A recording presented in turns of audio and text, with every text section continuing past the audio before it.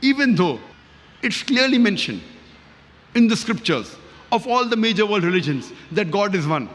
He has got no idols. He has got no images. Yet, there are people, as Allah says in the Qur'an in Surah Yoosuf, chapter number 12, verse number 106, most of them worship God not without associating partners with Him. They worship God, yes. But when they worship, they associate partners with God and then worship Him.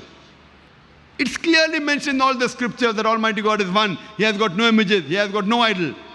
Yet, the Qur'an says in Surah Baqarah, chapter number 2, verse number 18, Summun, Bukmun, Umyun, Fahum, Yarji, the deaf, the dumb, the blind, they will never return to the straight path. The same message given in the Bible in the Gospel of Matthew, chapter number 13, verse number 13, seeing they see not, hearing they hear not, neither will they understand.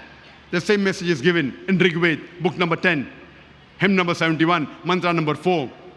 Seeing the words, they see not. Hearing the words, they hear not. All these major scriptures, it's clearly mentioned in the scriptures God is one. He has got no images. He has got no idols. Yet, people will do idol worship. They will worship God by associating partners with Him. Summun, Bukmun, Umyun, Fahum, Yarji, the deaf, the dumb, the blind, they will never understand.